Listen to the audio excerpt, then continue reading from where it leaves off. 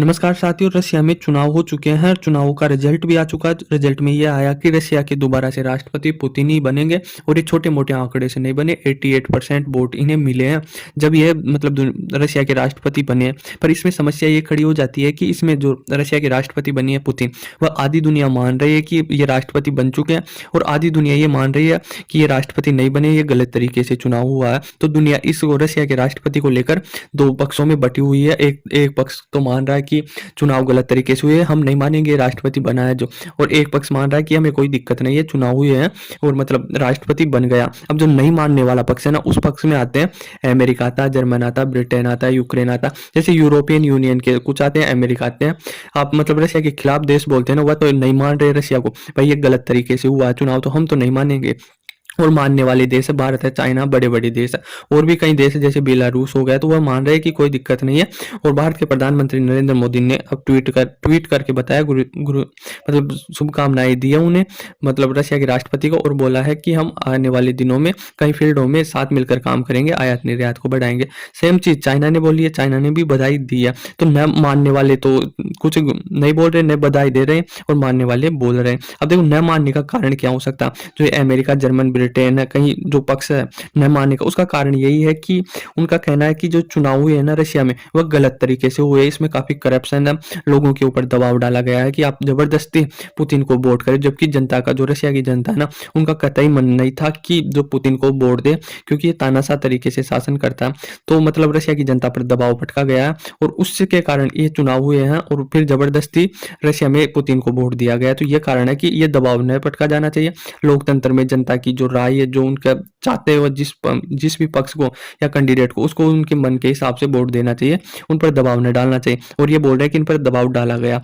दूसरी चीज ये बोल रहे हैं कि जो विपक्ष है ना, उसकी आवाज दबाई जाती है, उनको बोला जाता है कि आप हमारे खिलाफ कुछ नहीं बोलोगे। ये कहना है कि मान लो पुतिन ही जैसे विपक्ष को तैयार करता है ना, भाई तू मेरे पक्ष में लड़ेगा या विपक्ष में लड़ेगा, विपक्ष में लड़ेगा तो मेरे बारे में क्या क्या बोलेगा, इतनी तेरी सीमा रहेगी। तो विपक्ष का भी जो कैंडिडेट चुनता है, तो वह रशिया के पुतिन ही चुनता है। तो भाई ये क्या क्या करेगा, तो इस बारे में, और जो तगड़े दावेदार होते हैं विपक्ष के, उसको रशिया मरवा देता है। अब मरवाने का कारण क्या है, किसके बारे में बोल रहा है?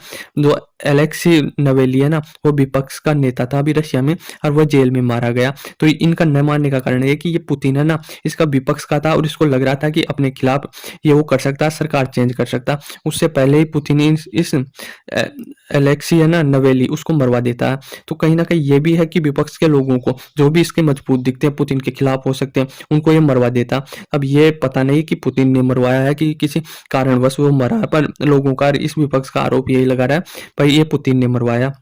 पर देखो, ये तो विपक्ष का न मानने का कारण हो गया।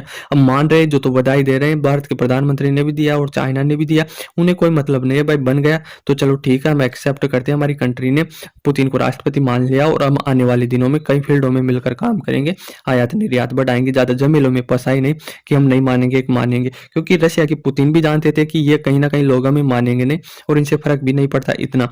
अब देखो, 2000 से ही, सन 2000 से ही ये रशिया के राष्ट्रपति बने हुए इतने लंबे समय थे।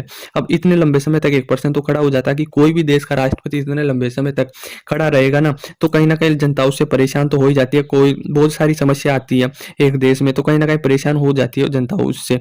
तो अब इससे 25 साल हो गए इसे बने राष्ट्रपति रशिया के, फिर भी जनता इससे परेशान नहीं है और 88% से इसे जिता देती है। तो इससे यही पता चलता है कि कहीं ना कहीं लोगों के ऊपर दबाव डाला गया था और जबरदस्ती उनसे वोट डलवाया गया कि आप रशिया के पुतिन को राष्ट्रपति बनाए या उसे वोट दे दीजिए। अब देखो, यह समस्या है ना, क्या है कि देखो, 25 साल से ज्यादा भी और देशों के भी राष्ट्रपति बने हुए, जैसे चाइना में कम्युनिस्ट तरीके से होते, वहां पर चुनाव नहीं होते, तो दुनिया ना उस पर सवाल नहीं उठाती। बेलारूस जब से आजाद हुआ, वहां पर एक ही राष्ट्रपति प्रधानमंत्री है, तो उस पर भी सवाल, उत्तर कोरिया किम जोन है, उस पर भी सवाल नहीं उठाते, फिर रशिया पर ही क्यों उठा रहे कि 25 साल में तो लोग भी परेशान हो जाते हैं, आपको 88% वोट कैसे मिल सकते हैं। तो इनका यह है कि यहाँ पर तानाशाह तरीके से सरकार चलती है, चाइना में, बेलारूस में, उत्तर कोरिया। और रशिया का यह कहना है कि हम लोकतंत्र के हिसाब से सरकार चलाते हैं, लोग हमें वोट करते हैं जो उन्हें पसंद आते हैं और उसके हिसाब से हम राष्ट्रपति प्रधानमंत्री चुनते हैं। तो इनका यही है कि लोग इतने पसंद नहीं कर सकते रशिया को कि 88% तक वोट डाल दे, कहीं ना कहीं रशिया उन पर दबाव डाला।